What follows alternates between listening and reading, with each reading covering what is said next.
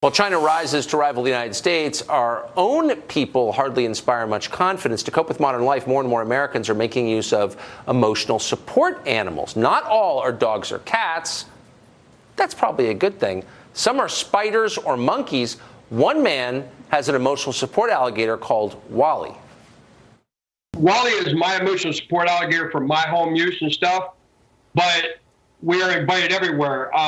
I do take him to Lowe's and Home Depot, and he's usually always welcome there. Mike Rowe's thought a lot about emotional support alligators, so we invited him on the show to ask him, are they good? Are they bad? Here it is. What do you make of the emotional support animal craze? Look, I mean, this is an interesting clip. I'd never really considered the alligator before, and I admit my knee-jerk reaction is to dismiss it as absurd, but I guess it's better than a crocodile, right? Which is a completely different animal. Yes. And I suppose then we would have entirely crossed over.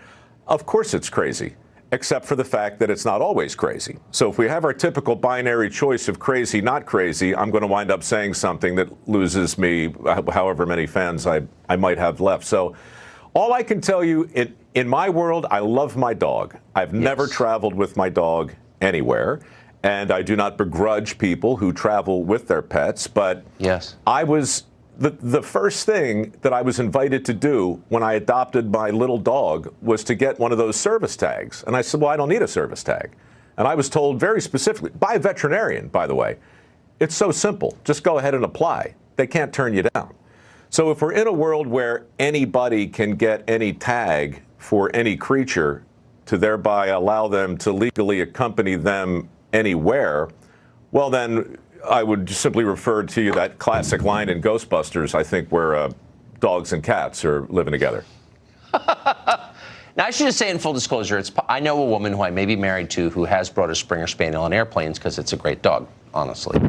And that has seemed like a very positive thing to me.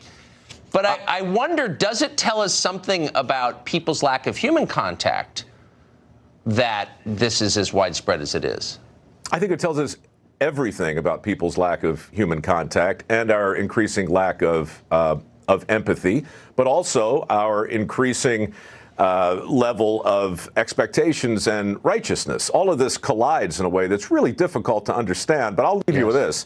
I was flying back from Dallas, and I just wrote about this on the Facebooks. I got on, I sat down, I had a vodka soda, I fell asleep. I woke up, and I looked down, and between my legs on the floor was something I had not put there. It was about this long, and it was brown. And I just couldn't for the life of me figure out what it was. And then it moved. And then I thought, my God, it's a snake. And I reached down and I grabbed it, and the dog yelped behind me. An enormous dog was sitting behind me. And so I stood up because I had to see this creature. It scared the heck out of me. And it was in the company of a veteran. And it had the service vest on.